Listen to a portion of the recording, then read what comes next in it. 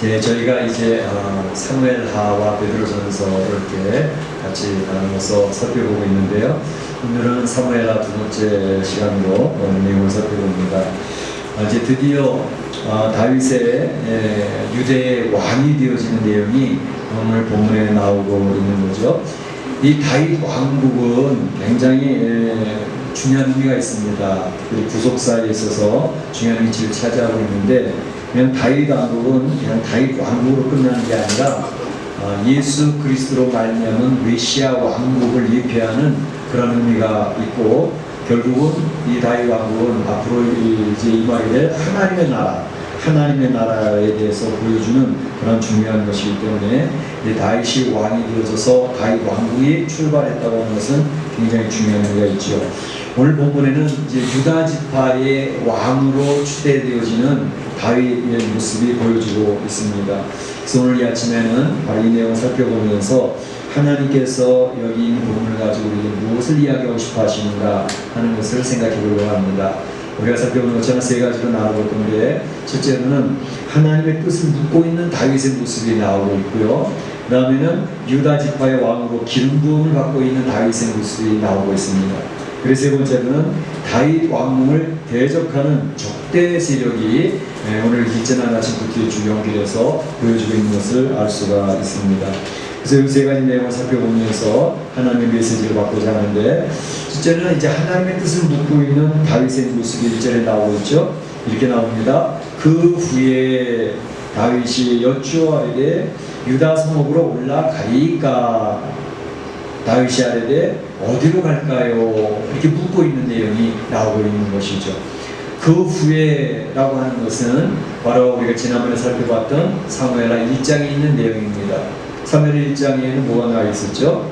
사무엘상 마지막 장에 나와 있는 것처럼 사울 왕이 블레셋과의 전투에서 화살을 맞아서 자기가 자기 칼에 찍혀서 죽었던 내용, 그리고 사울 왕의 세 아들이 죽었고, 이제 그 내용을 이제 사무엘하 1장에서는 아말렉 소년이 와서 보고하는 내용이 나오고 있지 않았습니까?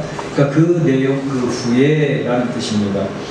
사울 왕이 죽은 후에라는 것을 얘기하면서, 이제 사울 왕이 죽었으니까 이스라엘의 왕권이 이제 비교되어진 거죠. 지도자가 없어지게 된 거죠. 그러니까 다윗은 나름대로 이제 하나님의 때가 온 것이구나 라는 생각을 했던 것이죠. 왜냐하면 사무엘에 의해서 이미 전에 너는 이스라엘의 지도자가 될 것이라고 하는 것을 말씀을 들었고, 또 사무엘에 의해서 이제 왕권에 대한 기름 부음을 받는 이런 일이 있지 않았습니까? 그러니까 이제 사울 왕이 죽었으니 그 다음에는 하나님이 다윗 자신을 왕으로 세우시겠구나라는 생각을 하게 된 거죠. 그러니까 하나님 앞에 그런 내용을 가지고 이제 기도를 하는 겁니다. 하나님, 제가 유다 성읍으로 올라갈까요? 이렇게 기도를 하면서 묻고 있는 것입니다. 자칫 우리는 이거는 분명히 하나님의 때가 됐어, 그러니까 내가 그냥 올라가서 왕이 되면 돼 라고 할 수도 있는 상황이지만, 다윗은 그렇게 하지 않았다는 것이죠. 자기 마음에 느끼고는 있었어요. 이제는 하나님께서 이 이스라엘을 통치할 수 있도록 나한테 옮겨주시는 건가 라는 생각을 느낌이 있었지만, 자기 느낌대로 그냥 움직이지 않고 하나님 앞에 기도하면서 여쭈어 보았다는 것이죠. 하나님, 제가 유다 성읍으로 올라갈까요? 라고 묻고 있는 것, 이것은 보통 자기의 판단으로 때가 되었다는 확신을 가지고 있었죠. 그렇지만 하나님의 뜻이, 하나님이 결정하신 때가 맞나 하는 것을 확인하기 위해서 기도하는 자세를 볼 수 있습니다. 만약에 하나님께서 그래, 때가 되긴 되었지만 조금 더 기다려야 돼 라고 이야기를 하신다면, 자기는 하나님 말씀 앞에 순종하면서 기다릴 생각을 하고 여쭙고 있는 거죠. 그러니까 하나님이 이미 예정하셨으니까 저는 해야지요, 그러고 막 치고 나가는 그런 모습이 아니었다는 것입니다. 내가 느끼고 있었지만 하나님 앞에 여쭈어보면서 그 뜻을 알고 싶어 했다는 것이죠. 그래서 하나님이 결정하신 그 결정이 더 중요하다라는 생각을 가지고 신앙생활을 했던 사람이 바로 다윗이었습니다. 믿음의 성도들도 그렇습니다. 믿음의 성도들은 하나님의 때, 하나님의 약속이 어떻게 성취되어지는가 하는 것을 잘 살피며 하나님의 뜻을 기다리는 것이 굉장히 중요합니다. 우리도 이제 경험상 또 우리 느낌상 이건 하나님 뜻이구나 라고 생각을 하고 내 판단에 의해서 그냥 일을 저지를 때가 많이 있거든요. 근데 다윗은 그렇게 하지 않았다는 것입니다. 설사 그렇다 하더라도 내 판단과 내 느낌이 왔다 하더라도 하나님께 여쭤보고 하나님의 뜻을 묻는 것은 성도에게 굉장히 아름다운 모습이고, 그래서 하나님의 뜻을 기다리는 성실한 인내, 하나님을 향한 그런 노력, 이런 것이 굉장히 중요하다는 것이죠. 또 질문을 합니다. 올라가라 하나님이 대답을 하셨거든요. 그랬더니 그러면 어디로 가리까? 유다 성읍도 많이 있지 않습니까? 그 유다 성읍들 가운데 어느 성읍으로 올라갈까요? 라고 묻는 거죠. 굉장히 구체적이죠. 그랬더니 하나님이 말씀하시면 어디로 올라가라고요? 헤브론으로 올라가라 했습니다. 헤브론으로 가라 이렇게 얘기했습니다. 헤브론이라고 하는 것은 예루살렘에서 한 30km 남쪽에 자리 잡은 곳입니다. 그리고 헤브론이라는 곳은 약간 좀 높은 곳이에요. 해발 한 900m 정도. 그러니까 그 평야 가운데서 900m는 약간 좀 높은 지역이기 때문에, 그래서 전쟁을 한다든지 그럴 때 상당히 높은 지역에 위권을 잡아 있으니까 요새라고 말할 수 있는 그런 지역입니다. 이 헤브론이라고 하는 곳은 성경에서 구약에서 종종 등장하게 되는데, 우리가 기억하고 있는 바로는 이제 여호수아서 14장에 갈렙, 유다 지파의 갈렙, 유다 지파의 수장이었죠. 갈렙이 여호수아 앞에 와서 이야기하는 내용이 나온 것이 헤브론 아닙니까? 그 당시에는 가나안 땅이 거의 정복이 되어지고 이제 정복 마무리를 하고 있는 때였는데 아직까지 헤브론 지역이 정복이 안 된 거예요. 그랬더니 갈렙이 여호수아에게 요청하기를, 제가 지금 나이가 85세입니다. 그러나 하나님의 축복으로 아직 눈도 밝고 아직도 기력이 있으니 저 헤브론 산지를 저희에게 주소서, 저희가 올라와서 헤브론을 점령하겠습니다 라고 이야기를 하는 거죠. 여호수아가 그렇게 하세요 라고 대답하는 내용이 나오고 있는 거죠. 이 헤브론 산지, 그 산지는 높은 산지였고 또 안압자성이 있어서 정령이 굉장히 늦은 산이 있었지만, 갈렙은, 유다 지파의 갈렙은 바로 이 헤브론을 우리 유다 지파가 차지해야만 된다라고 하는 사명감과 확신이 있었던 사람입니다. 그러니까 요청을 하는 거죠. 왜 헤브론이 그게 중요하냐? 이 헤브론이라고 하는 지역은 굉장히 영적 중요한 의미가 있는 곳입니다. 헤브론이라는 곳에 누가 묻혔나요? 아브라함의 사라가 묻혔고, 아브라함의 아들이었던 이삭과 그의 아내 리브가가 묻혔고, 그리고 야곱과 그의 아내들 가운데 특별히 정부인이었던 레아가 묻혔던 장소가 헤브론, 막벨라 굴이 있는 곳이거든요. 그러니까 이 헤브론, 막벨라 굴이, 헤브론이라고 하는 것은 유대 민족뿐만 아니라 이스라엘 민족에 있어서 하나의 영적인 성지입니다. 이것을 차지하느냐 못 차지하느냐 하는 것은 그들에게 영적인 주권, 영적인 주도권을 갖느냐 못 갖느냐는 굉장히 중요한 의미가 있는 거죠. 그래서 바로 이 갈렙은 그 헤브론을 저희가 차지하기를 원합니다 이렇게 얘기했던 것이고, 오늘 본문에 있어서도 이 다윗에게 지시하는 곳이 헤브론으로 가라라고 하는 것은 이제 그들에게 이 어떤 영적인 장자권 내지는 이 이스라엘을 다스리는 어떤 주도권을 하나님께서 언급하고 계시는 것이다 이렇게 볼 수가 있는 것이죠. 그러니까 다윗은 하나님 앞에 그가 때가 되었음을 알면서 자기의 판단에 의해서 그냥 치고 나가는 그런 모습이 아니라 하나님 앞에 여쭤보면서, 그것도 구체적으로 묻지 않습니까? 어디로 갈까요? 묻는 그런 모습 속에서 하나님의 지시하심을 따라 움직이는 그러한 인물이었다는 것이죠. 성경에 나와 있는 아브라함을 비롯한 많은 신앙의 인물들은 거의 대부분 자기 생각대로 움직이지 않고 하나님의 말씀을 따라 움직이는 사람들이었습니다. 그래서 하나님 기뻐하셨던 것이죠. 오늘 우리가 신앙생활 할 때 바로 이러한 신앙의 선배들의 모습을 배울 것은 굉장히 중요합니다. 그래서 하나님 앞에 기도하면서 내 생각은 이런데 하나님의 생각은 어떠십니까? 제가 이렇게 결정하고 싶은데 하나님 이렇게 해도 될까요? 말까요? 하나님 앞에 여쭙는 그러한 신앙의 태도는 우리의 주도권이 나에게 있는 게 아니라 하나님이 있다는 것을 인정하는 것이기 때문에 굉장히 중요한 부분입니다. 그래서 우리의 신앙생활이 하나님이 주도권을 쥐는 신앙생활이 되어야지, 내가 주도권을 쥐고 내 결정과 나의 계획대로 밀어붙이는 것은 굉장히 하나님이 서운해하시는 내용이다 라는 것을 생각해 볼 수가 있는 것이죠. 그럼 어떤 분들은 그래요. 아니 다윗이 도대체 어떻게 지금과 다르게 어떻게 하나님 앞에 여쭙고 또 대답을 듣고 그랬을까? 물론 당시에는 우림과 둠빔이라는 것을 통해서 하나님의 뜻을 알 수도 있었고 때로는 가까이 있는 선자들을 통해서 하나님의 말씀을 듣게 되기도 했습니다. 오늘날은 우리가 어떻게 하나님의 말씀을 알아들을 수 있을까? 제일 중요한 것은 기록된 성경 말씀입니다. 기록된 성경 말씀을 통해서 하나님이 이야기하고 싶어하는 내용이 다 들어가 있어요. 그러니까 우리가 차례대로 성경을 쭉 읽고 있으면 창세기를 읽고 있어도 시편을 읽고 있어도 요한계시록을 읽고 있어도 내가 읽고 있는 그 부분을 통해서 하나님은 하나님이 나에게 이야기하고 싶어하는 내용을 이야기하실 수 있다는 얘기입니다. 그러니까 그것을 듣는 훈련이 이게 필요한 거예요. 그래서 하나님 음성을 듣자 할 때 잠자는데 꿈속에서 갑자기 누구누구야 이렇게 부르시는 그런 방식이 아니고 성경 말씀을 통해서 나에게 지금 어떻게 하길 원하시는지를 알게 하신다는 것입니다. 하나님의 뜻은 왔다 갔다 하지 않기 때문에 일관성 있게 말씀하시기 때문에 우리가 그 하나님의 뜻을 알아차릴 수 있게 하신다는 것이죠. 그래서 성경 말씀을 통해서 하나님께 알려주시는 게 첫 번째고, 그 다음에 또 하나님께서는 이제 설교 말씀 같은 것을 통해서 말씀하시기도 합니다. 설교하는 목사가 여러분의 사정을 개인적인 사정을 모릅니다. 그러나 하나님께서 준시켜주신 말씀을 선포하게 될 때 성령님께서 그 선포되는 말씀을 가지고 나에게 적용을 시키기 때문에 내가 지금 기도하고 있는 제목에 대한 해답을 주시는 거죠.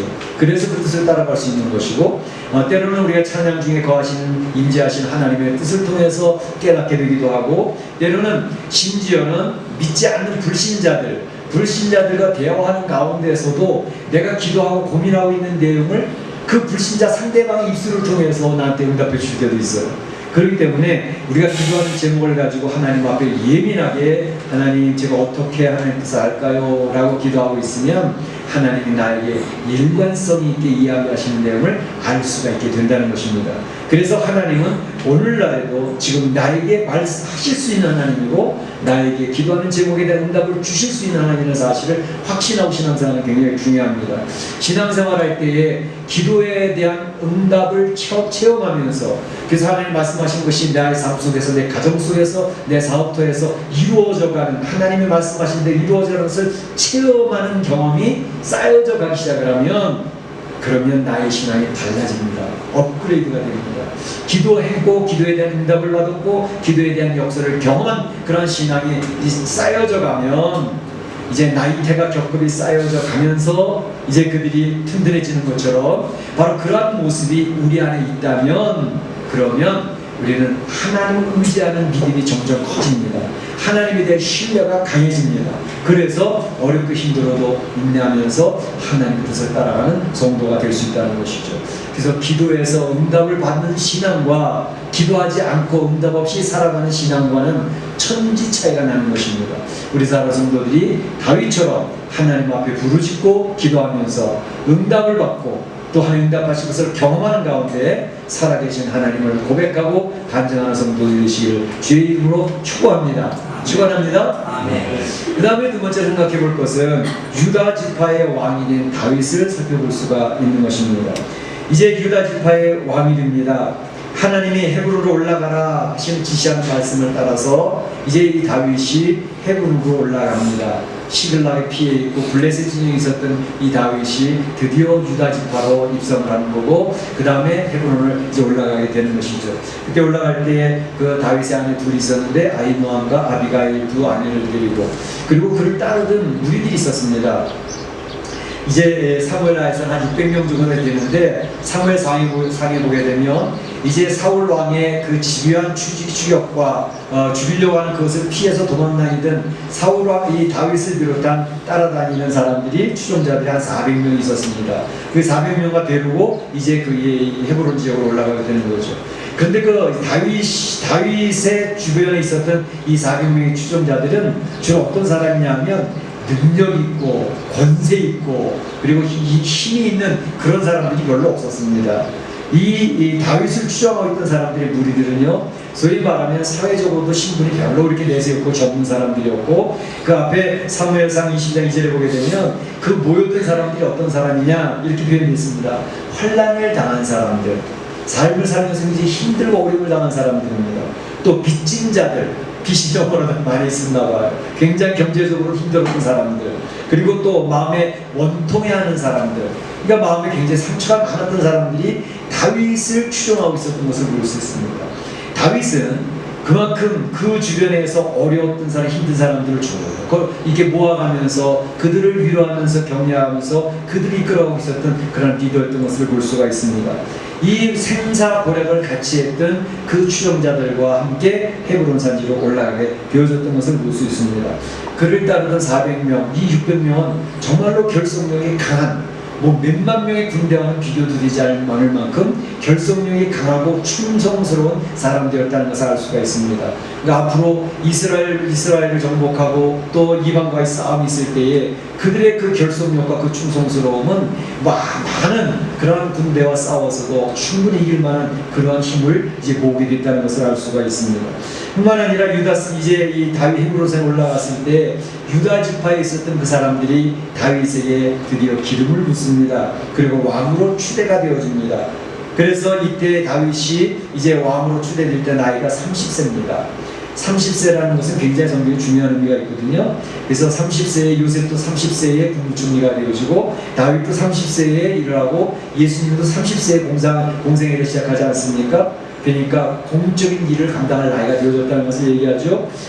이제 골리앗을 죽이고 난데 한 10여 년이 지난 상태니까 그 10여 년 동안 하나님께서는 공적인 왕으로서의 위치를 수행할 수 있는 하나님 준비를 시키고 계셨다는 것을 볼 수가 있어요.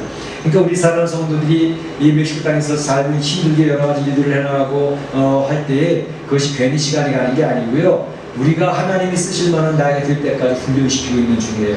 우리 젊은 친구들이 여기 있는데 젊은 친구 때는 하나님께서 이런 모양 저런 모양으로 여러 가지 어려운 일도 겪게 하시고 또 상처도 겪게 하시고 장애도 만나서 굉장히 고민하기도 하시는 이러한 모든 것들은 하나님 앞으로 쓰시기 위해서 준비시키는 과정이라는 사실을 기억을 하고 잘 견뎌내는 것이 필요합니다. 여기서 보게 되면 다윗에게 기름을 부은 게 벌써 몇 년 전이거든요. 사무엘이 다윗에게 기름을 부은 것이 시간이 많이 지났습니다.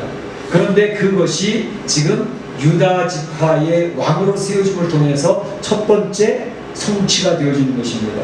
그렇지만 아직 미완입니다. 왜? 하나님께서 선언하신 것은 이스라엘 백성의 왕으로 세운다는 것을 이야기하시지 않았습니까? 그런데 지금 하나님께서는 첫 번째로 유다 지파의 왕으로 세우고 이제 앞으로 온 이스라엘을 통치할 수 있는 지도자로 세우는 그런 일이 이제 나중에 또 나옵니다. 그래서 온 족속이 모여서 다시 이 다윗 왕이 기름 부음을 다시 부어서 이스라엘의 왕으로 세우는 거거든요. 그러니까 여기서 우리가 볼 때는 하나님께서 분명히 사무엘 선지자를 통해서 이스라엘의 지도자로 세우겠다 말씀하셨는데 수년이 지나도 일이 이루어지지 않는 거예요. 그렇다고 그 일이 실패했습니까? 하나님의 말씀하신 것이 안 이루어졌습니까? 이루어져가고 있는 거예요. 이제 유다 지파의 왕으로 세워졌지만 이제 시간이 좀 지나면 이스라엘의 총 지배하는 통치와 리더십으로 이제 왕으로 세워지게 되거든요. 하나님의 말씀하신 것은 그대로 이루어진다는 것입니다. 하나님이 선언하신 것은, 하나님이 선포하신 것은 그대로 이루어짐을 믿습니다. 그런데 바로 사실은 다윗 왕국, 아까 말씀드렸던 것처럼 다윗 왕국은 그저 다윗이 이스라엘 통치했다는 것을 끝나는 게 아니라 온 세상에 하나님의 나라를 세운다고 하는 하나의 모형이거든요. 다윗 왕국이 그래서 중요합니다. 그래서 하나님과 다윗과 언약을 맺을 때에 너의 위가 영원토록 세워진다는 얘기를 했는데 다윗 왕국, 솔로몬 왕, 또 시드기야에서 다윗 왕국 멸망하잖아요. 그럼 하나님의 말씀이 거짓인가? 그렇지 않습니다. 다윗 왕국의 이 역사는 영적으로 예수 그리스도를 통해서 성취가 되어지는 것이에요.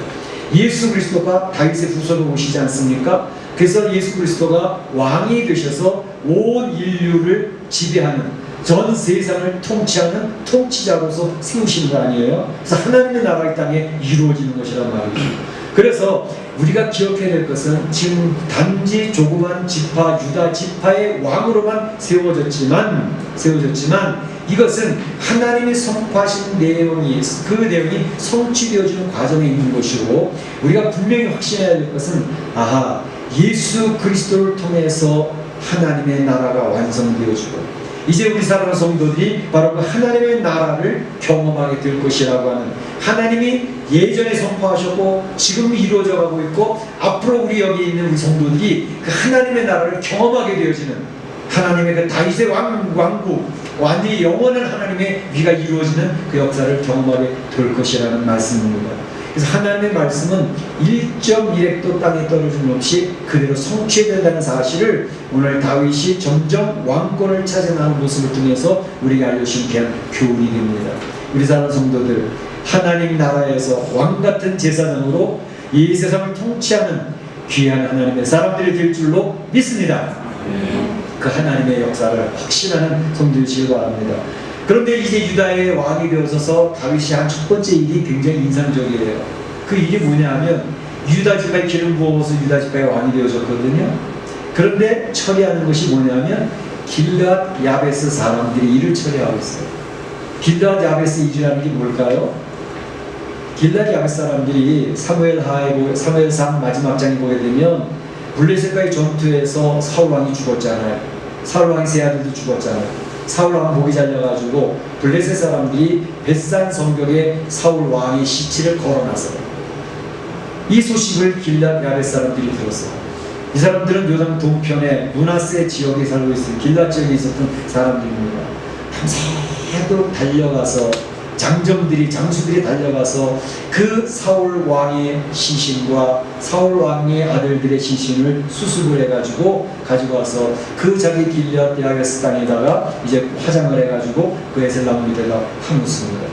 그 일을 하고 난 다음에 사실은 길앗 야베스 사람들은 두려움과 공포 속에서 떨고 있었어요.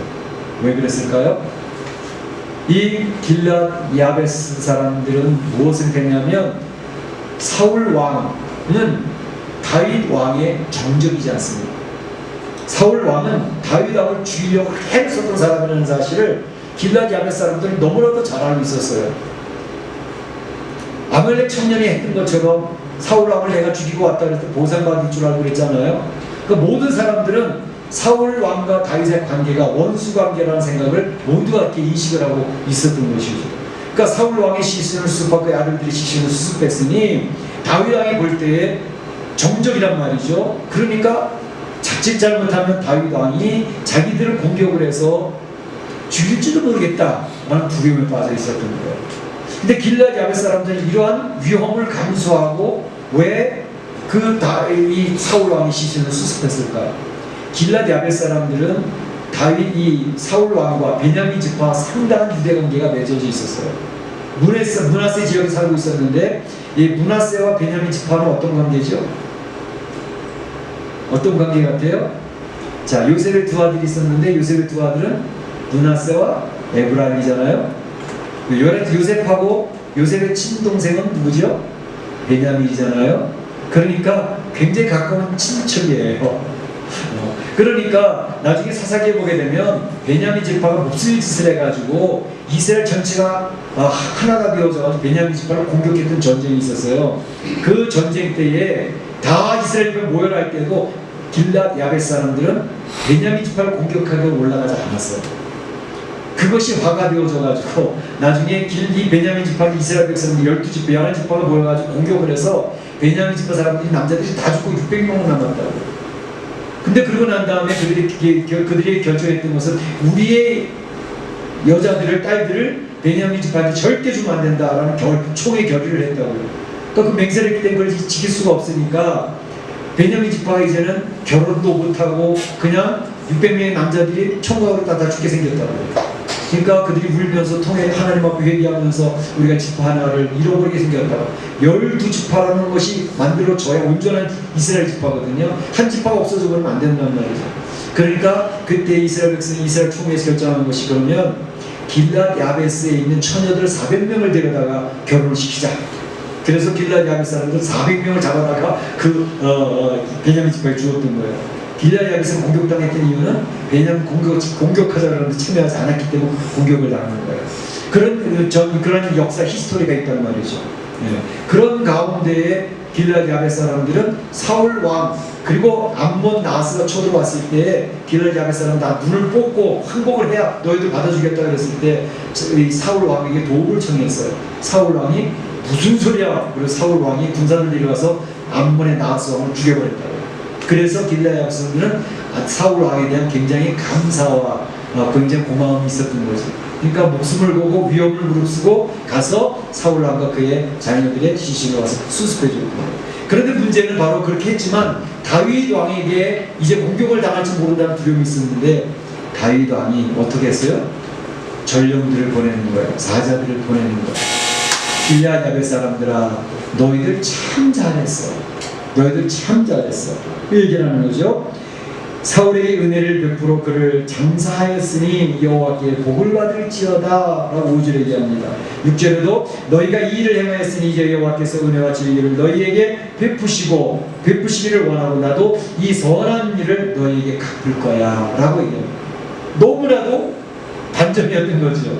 왜냐하면 이 빌라 양 사람들은 다윗 왕이 그들을 두려워 공포에 떨고 있는데 너희들 잘했어. 나도 너희들에게 잘해줄 거야 라고 이야기를 하니까 너무 마음이 기뻤던 거죠.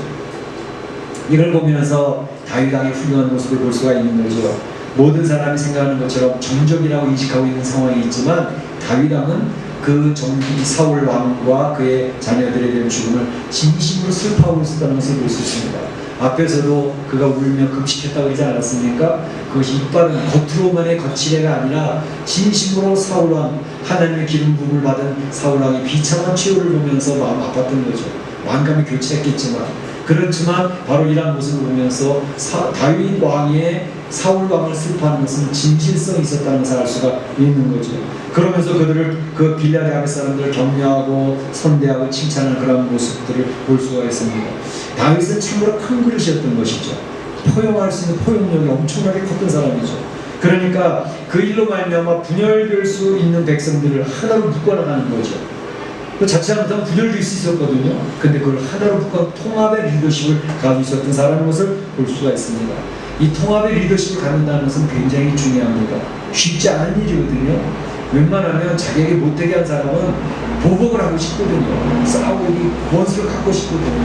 근데 그것을 잘 컨트롤 해가지고 원수를 갚는 게 아니라 그들을 품고 나갈 수 있는 그런 통합의 리더십을 다윗은 가지고 있었기 때문에 그는 이스라엘을 나중에 총통합을 할 수 있는 그런 능력이 있었던 것을 볼 수가 있습니다.